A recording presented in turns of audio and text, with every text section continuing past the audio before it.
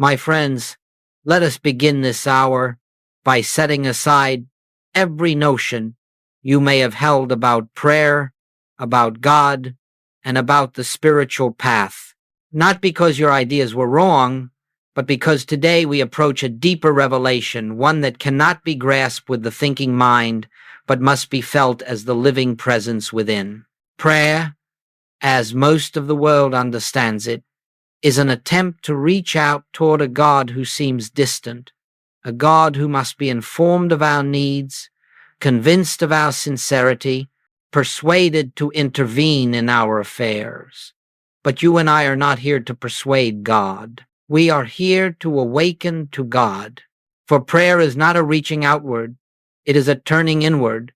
It is the silent recognition that the very life which beats your heart is the same life that sustains the universe. And when you realize this, when you truly feel that God is not somewhere else, but is the substance and essence of your own being, you will discover that prayer is not something you do, it is something you experience. You see, there is no such thing as unanswered prayer. There is only prayer offered from the wrong state of consciousness. As long as we pray from fear, from lack, from separation, we are like a branch trying to live apart from the vine.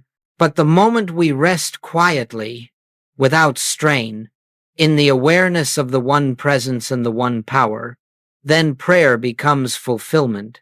It becomes the revelation of what is already true.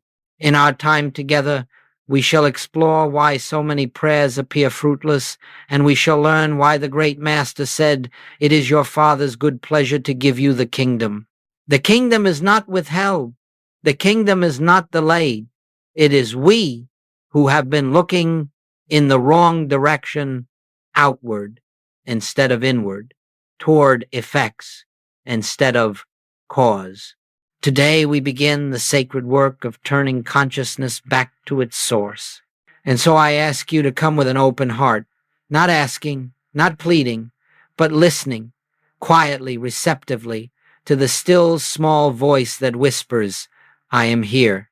For prayer is the recognition of that presence, and the recognition of that presence is the beginning of every healing, every harmony, every demonstration of spiritual reality.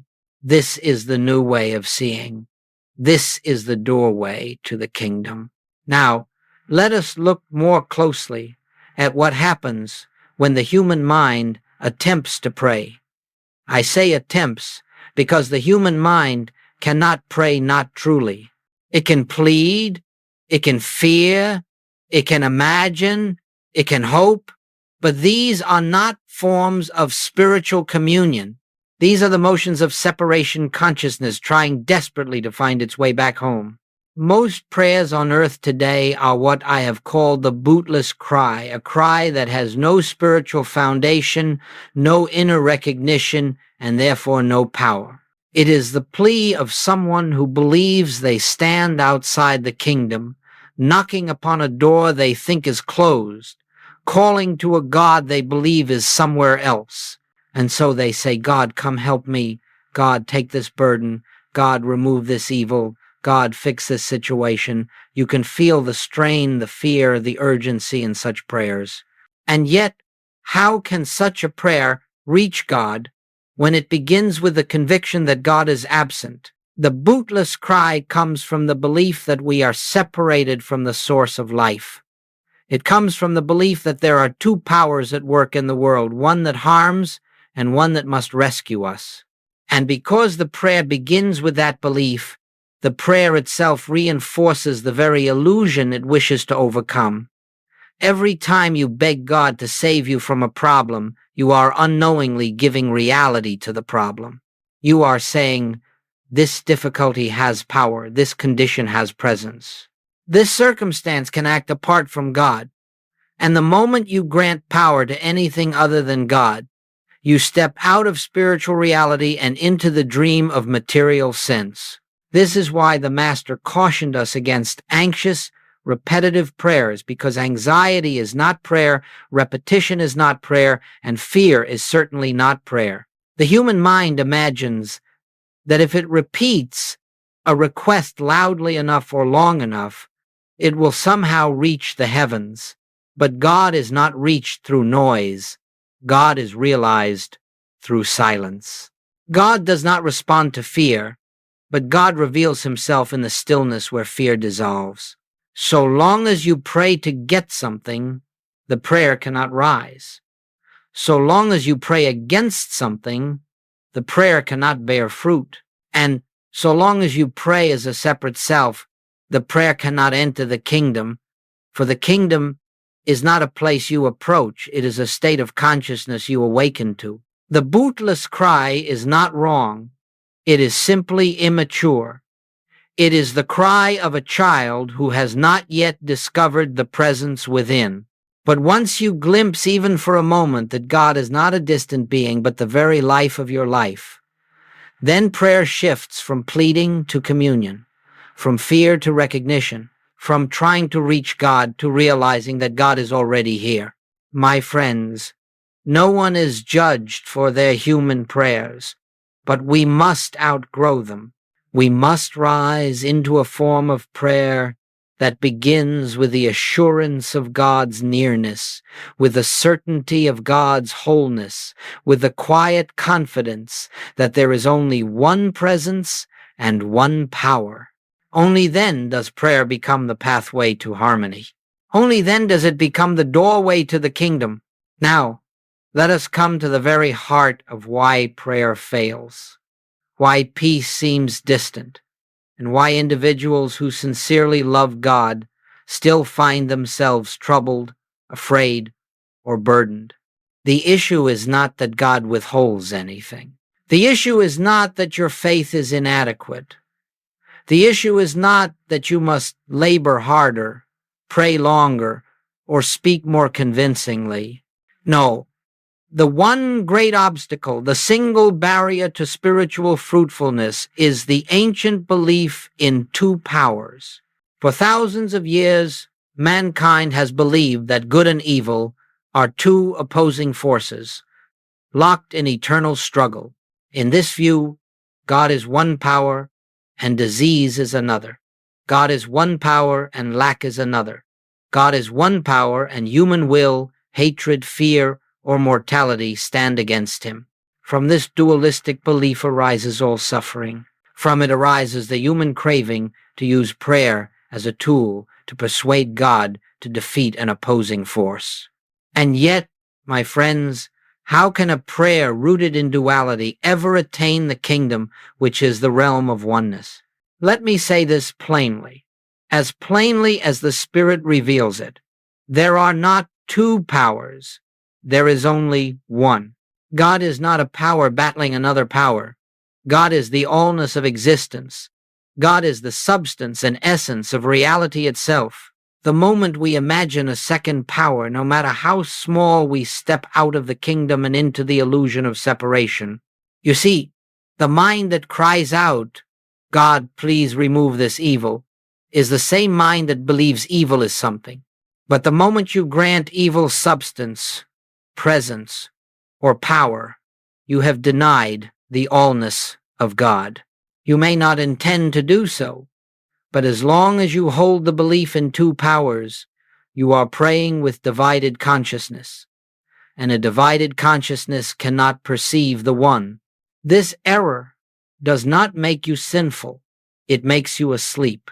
It binds you to the dream of material sense. It anchors you to a world in which events and conditions appear to exist independently of God, and therefore independently of harmony.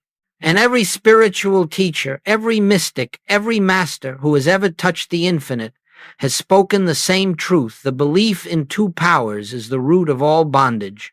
Now consider how this applies to your daily life.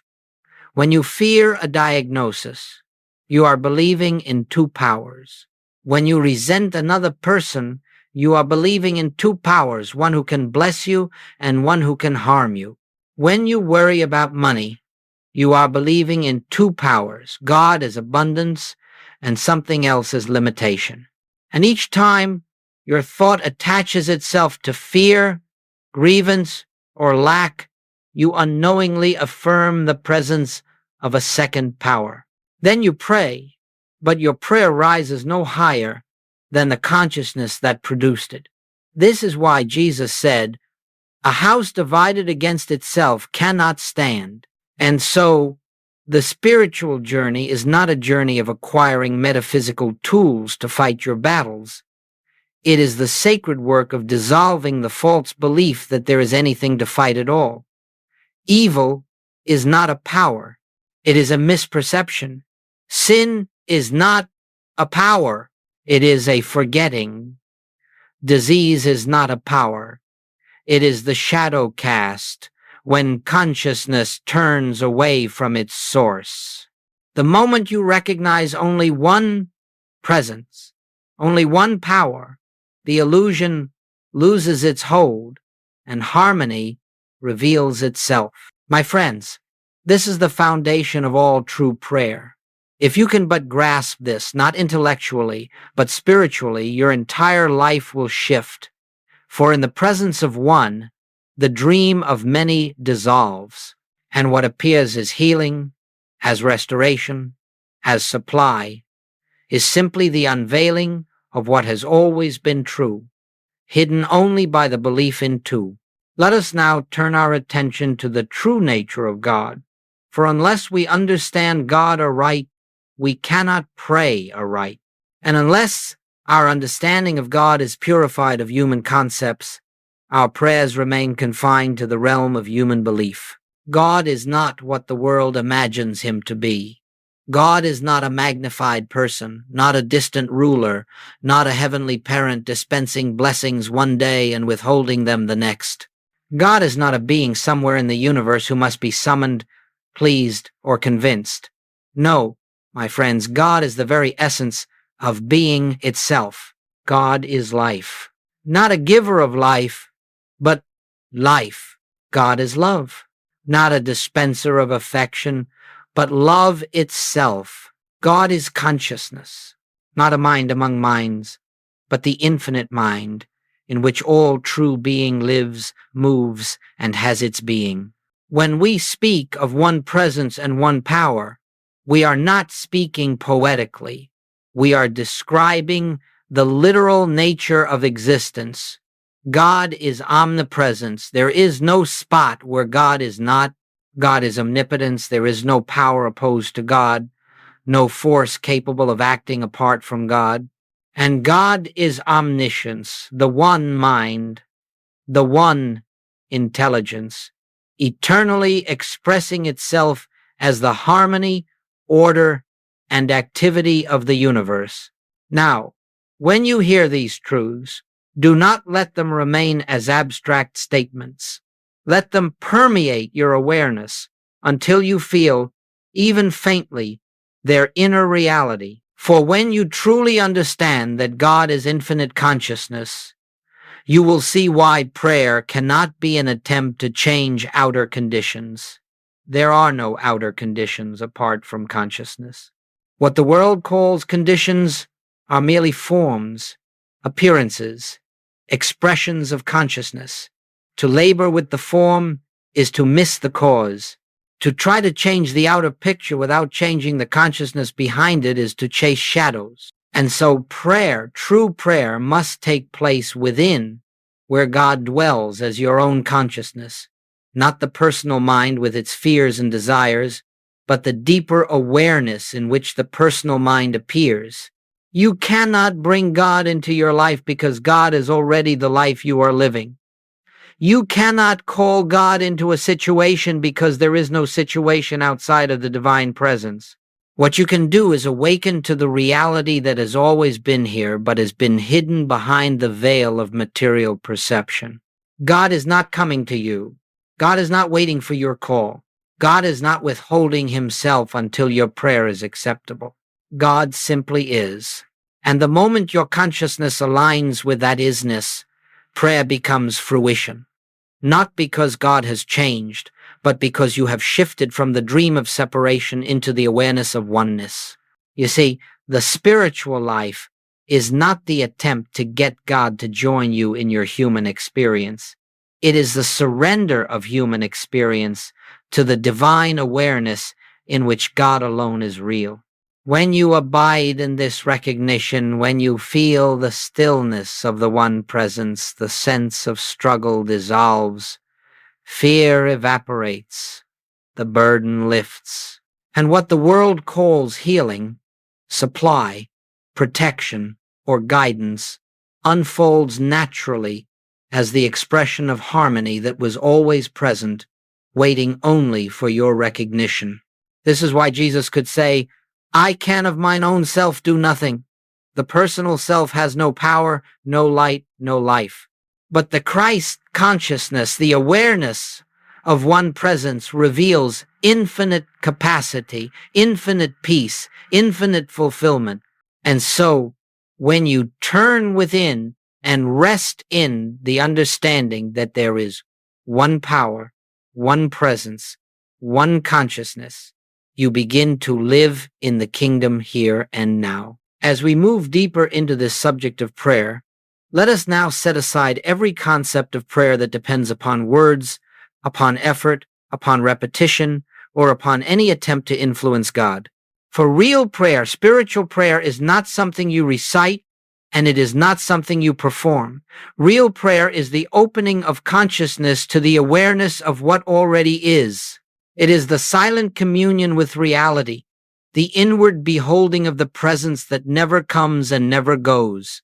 To pray in the spiritual sense is not to ask for anything, but to listen. It is not to direct God, but to yield to God. It is not to declare what must be changed, but to recognize the changelessness of the one who is the very life of all that appears. True prayer begins in stillness, not speech. It begins with the recognition that there is nothing to be added to the fullness of God and nothing to be taken away from the completeness of His presence. Most of the world comes to prayer with a problem to solve. But in spiritual understanding, prayer is not an attempt to solve problems. Prayer dissolves the belief in a problem. For a problem is nothing more than a mental picture formed in the absence of true seeing. When you bring spiritual awareness to the condition is seen for what it is, an appearance, without substance or power of its own. This is why spiritual prayer is always silent. Not silent merely in words, but silent in the inner agitation that tries to force reality to conform to personal desire. The human mind wants outcomes. The spiritual consciousness wants only truth. And so, in true prayer, you lay down your desires, your fears, your demands, your opinions, and you become receptive, utterly receptive to the movement of the divine within. This is what I have called spiritual listening. It is not listening for messages, not listening for signs, not listening for voices. It is listening for the felt sense of presence, the inner assurance that the one power is here. When you enter this state, no words are needed. The stillness itself is prayer. The silence itself is communion. And in that communion, the spiritual law of harmony begins to reveal itself. If, during prayer, your mind drifts toward the condition, toward fear, toward concern, toward what must be fixed, gently return to the awareness, God is the only presence here. Say it inwardly if you must, but say it not as an affirmation to force belief, but as a reminder of what is eternally true. Then rest. Rest in God's presence as though you were floating upon an infinite sea of peace. No effort, no tension, no strain. When you cease trying to make prayer work, prayer works. When you stop trying to use God to change the outer picture is illumined by the light of true consciousness. The moment you shift from asking to beholding, you enter the state in which harmony can unfold. This is why the Master so often withdrew to the silence, not to plead, not to recite, but to commune quietly, invisibly with the source of all being. And when he returned to the world of appearances, the presence of God went before him, and whatever was unlike harmony fell away. So let your prayer be a resting, not a striving, a listening, not a speaking, a beholding, not a demanding. For the moment you enter into the silence of spiritual awareness, you discover the truth that makes all prayer effective. God is already here, and in his presence, all is well. Now that we have touched the essence of true prayer, let us gently examine what stands in the way of this realization, not to condemn, not to judge, but to illumine. For whatever is brought to the light of spiritual awareness dissolves without struggle. The obstacles to prayer are never external. They are always habits of thought rooted in the belief that we are separate from the presence. When these habits are seen for what they are, they lose their seeming power.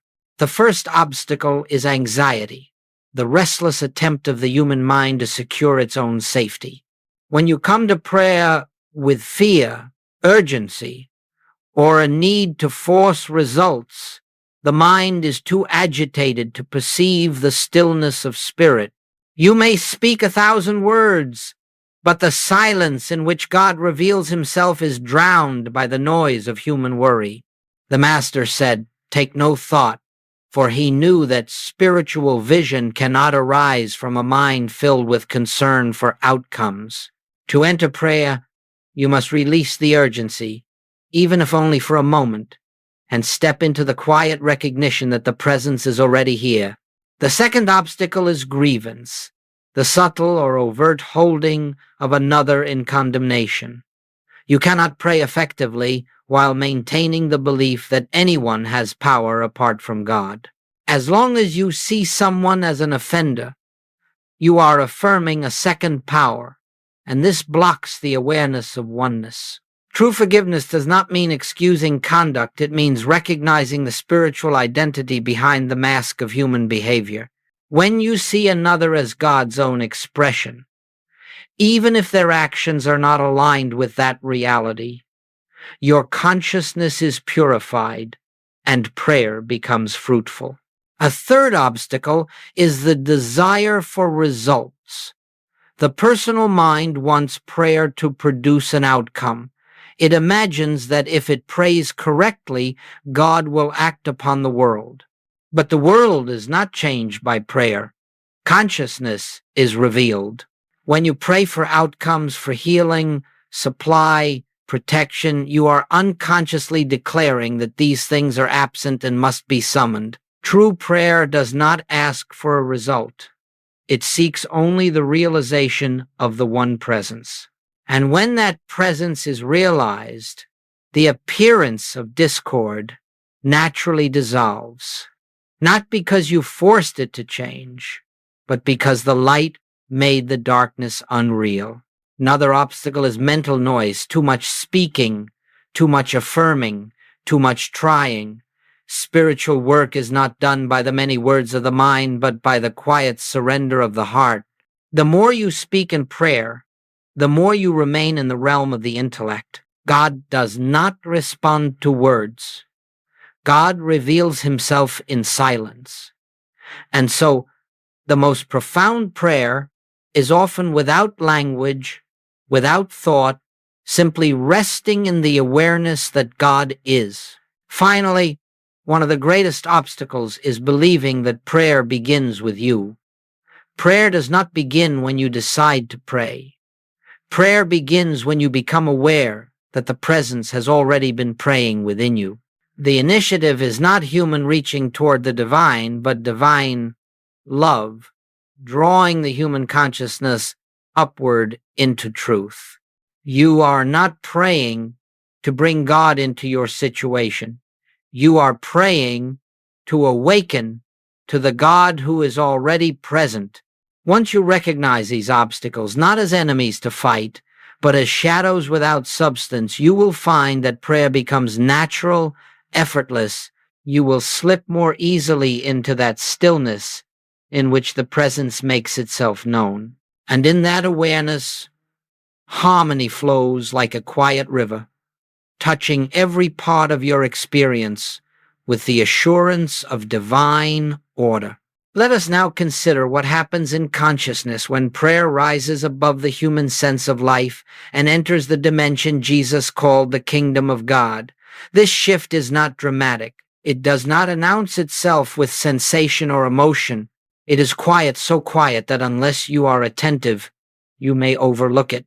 Yet it is the most profound transformation that can occur within an individual, for it marks the moment when you no longer seek God as something separate, but recognize God as the very life of your own being. Kingdom consciousness is not attained through effort.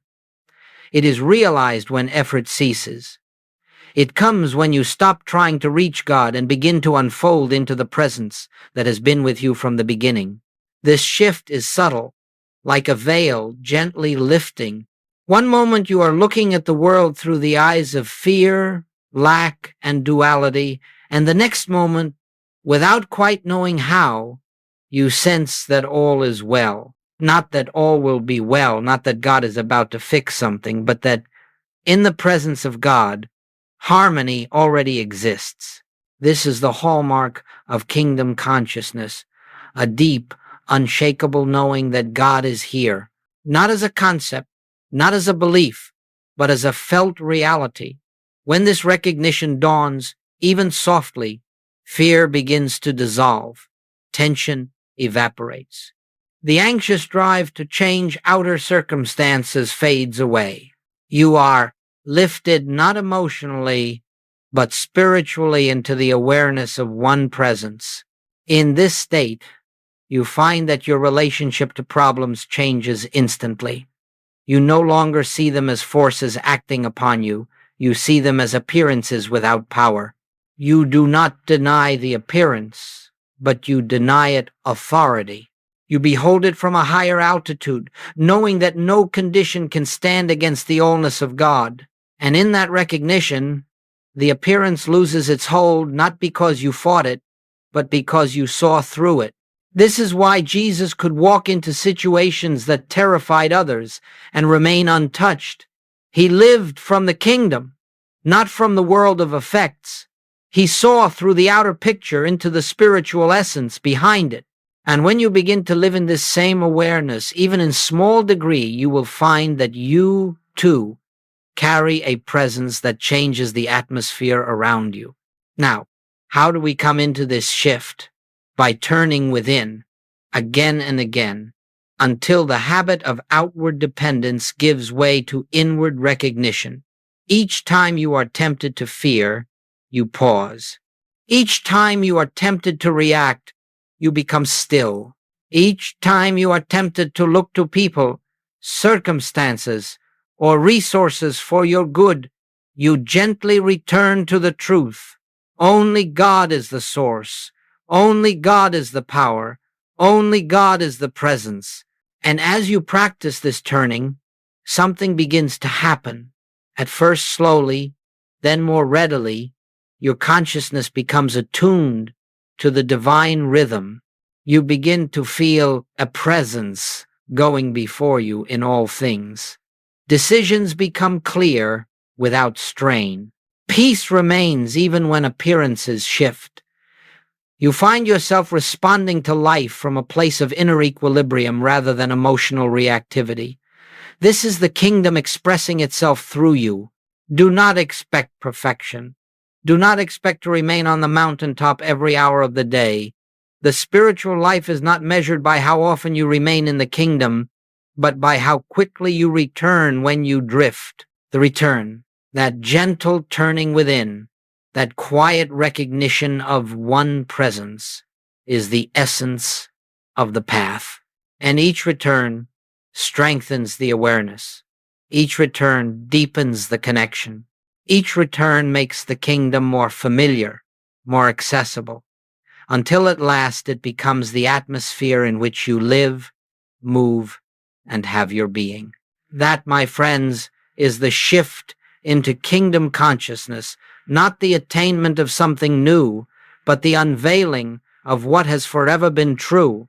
Now, Let us bring these principles from the realm of understanding into the realm of living, for truth must become embodied before it can bear fruit.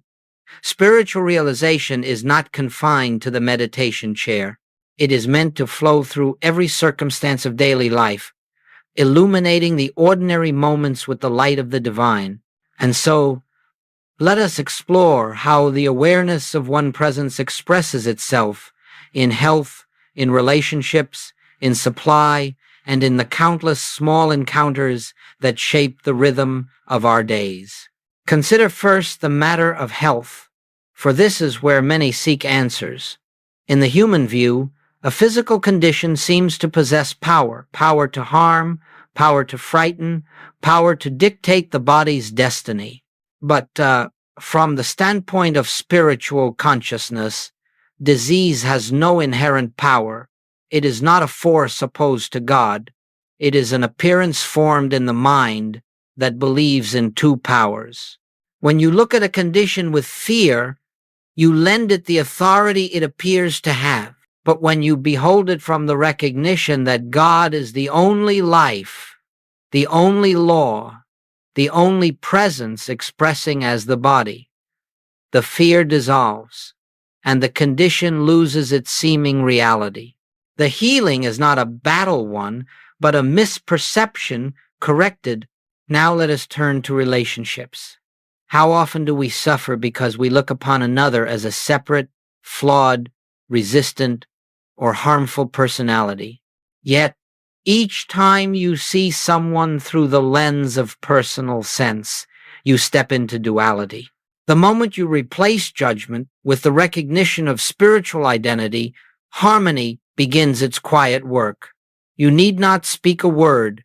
You need not reason with them, correct them, or persuade them.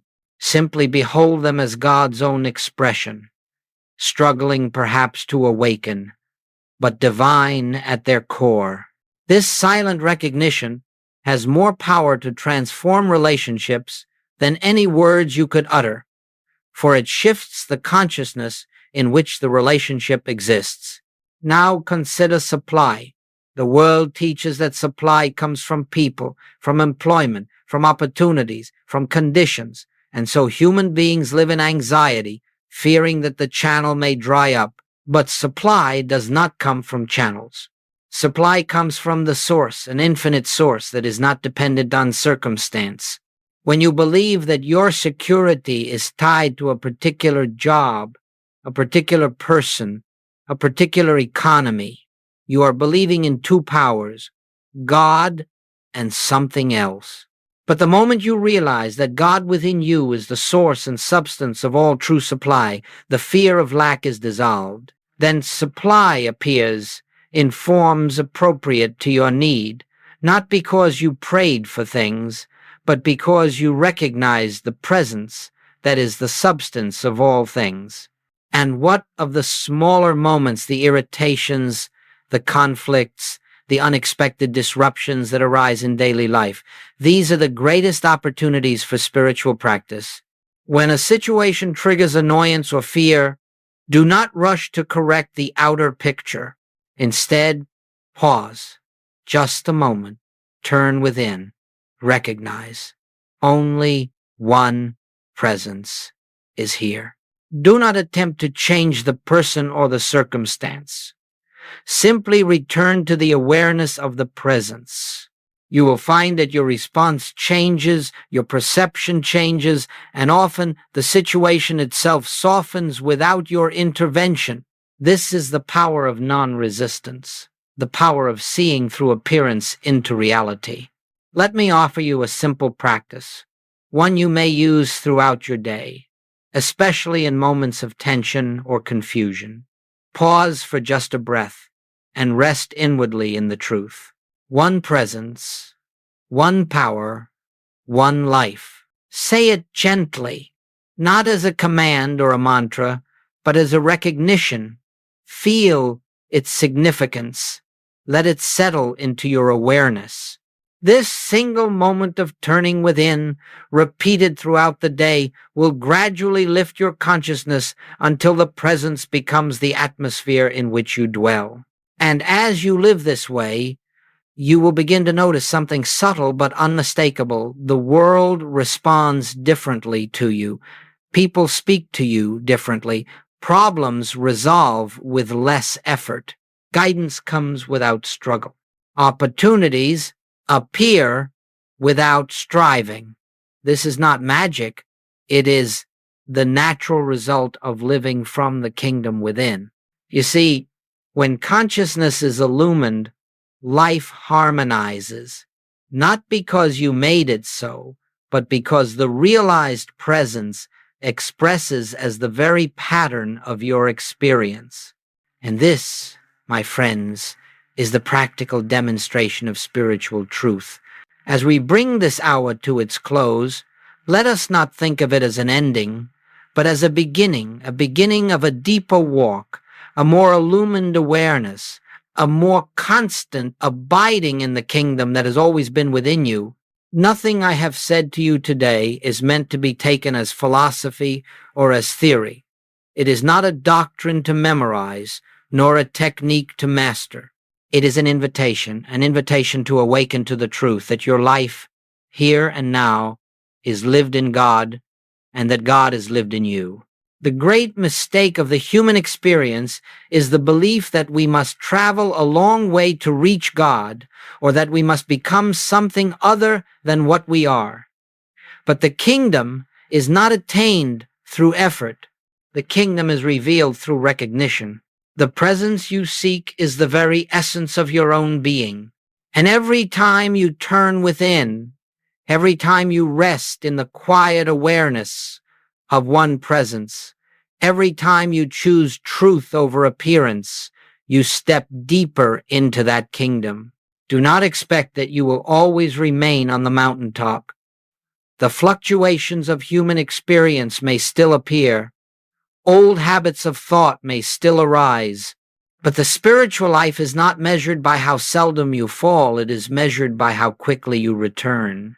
Each return strengthens the awareness. Each return deepens the realization. Each return brings you nearer to the effortless state in which the presence becomes the natural atmosphere of your consciousness. Live gently with yourself. Live gently with the world. Do not demand perfection of mind or body. Simply cultivate the habit of turning toward reality instead of appearance. When faced with fear, return to the presence. When provoked by another, return to the presence. When confronted by lack, return to the presence. When the mind grows busy or weary, return to the presence. Let this become your practice, not a strenuous discipline, but a quiet inclination of the heart. And as this inner turning becomes your way of life, you will find that your prayer changes without your effort.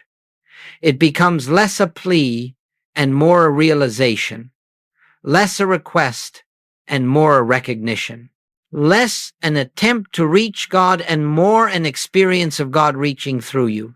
And in that state, all things necessary for your path will come in their own right way, in their own right time, as the natural expression of divine harmony. Remember always, you are not seeking God.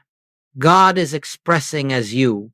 You are not a human trying to reach the divine. You are divine consciousness appearing in human form. And the moment you recognize this truth, even in the smallest degree, the peace of the kingdom rises within you like a quiet dawn, illuminating your path, guiding your steps, and enfolding your life in a presence that has no opposite. Carry this awareness with you as you return to the activities of the day. Let your life be a prayer, not the prayer of words, but the prayer of recognition. Walk gently, speak softly, behold the Christ in every face, and allow the presence to live itself through you. For in that realization lies the fullness of the kingdom, here and now. And so we close, not with a request, but with a quiet knowing. God is the only presence. God is the only power. God is the life we are living. And all is well